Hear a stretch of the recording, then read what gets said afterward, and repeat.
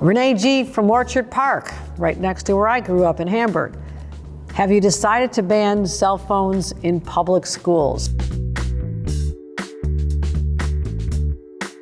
Hello, New Yorkers. Once again, we ask you to submit your questions for me about the issues that are on your mind, and I'm excited to answer another round of them, so let's get to it. First of all, we have Ella from Windsor in Broome County, age 11.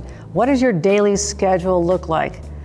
Well, Ella, I wake up as early as I can, scan all the news articles that have happened over the last night. I get up and try to do a little bit of exercise, and then I start the calls with my very top staff people to say what happened on the overnight, we say. Were there any flooding and any storms? Were there any shootings, any crimes committed, any trains went off the tracks? So I have to hear immediately if there's anything that happened, as we say, on the overnight before I can even start my day.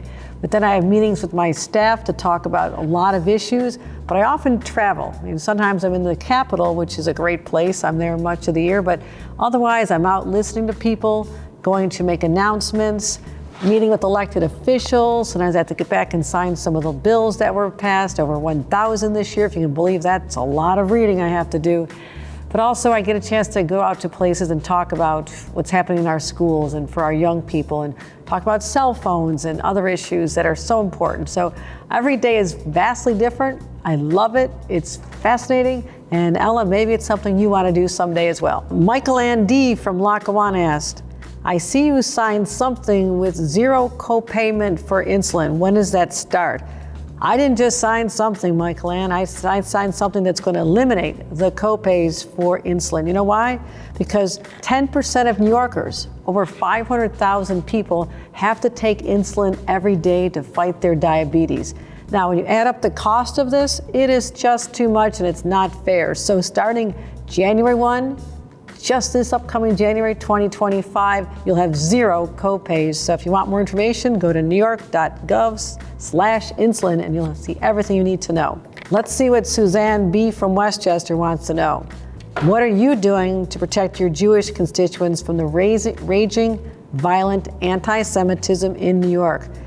Suzanne, this is something I didn't just wake up to recently. I've been focused on this for years. We have the largest Jewish population outside of Israel. People are involved in all walks of life. They're so important and integral to our society and our state's success. And to know that there's people that have such hatred in their hearts that they'll call people out or hurt them or make them feel that they don't belong here, it is cruel, and I've done everything I can. Went over to Israel after October 7th. When I came back, I met with countless individuals at synagogues. I got through more money in our budget for security of these places like yeshivas and synagogues and places of worship to make sure we could protect them. I increased our law enforcement coverage so they're there if anything happens. And also just to have hate crimes covered under our laws now. We make sure they're bail eligible, which was not the case before.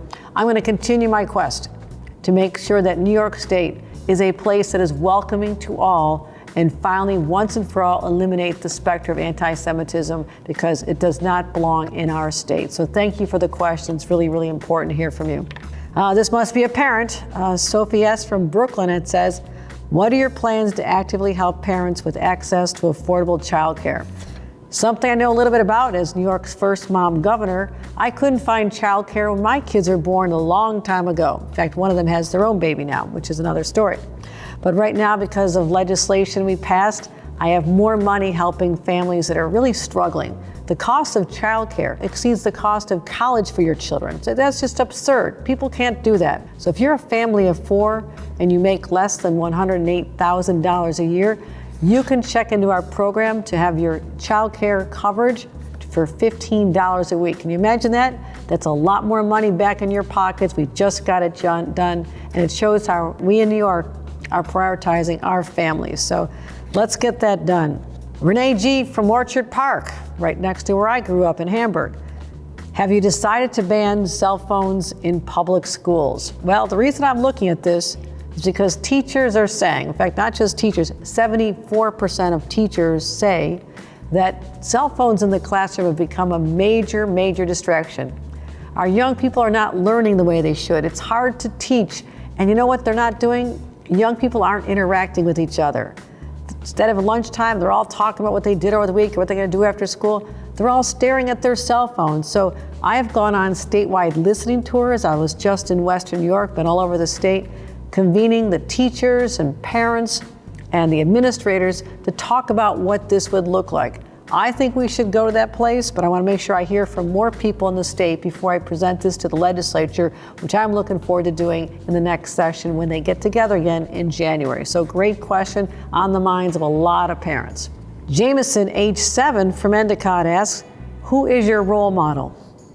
That's a tough one, Jameson. When I was your age, actually about 1 year older, I was 8 years old, I went to the library and found a book about Harriet Tubman. This was a young woman who was a slave down in Maryland, and she found her way on the Underground Railroad. She brought hundreds of people back to freedom right here in the state of New York. She became a New Yorker, so I've always loved her story of courageousness and being an individual who had no education, couldn't read or write, but she changed the lives of so many. So she's an important part of my life. I also want to put in a good word for President Franklin Roosevelt. I happen to live in the house that he lived in when he was governor before he became president.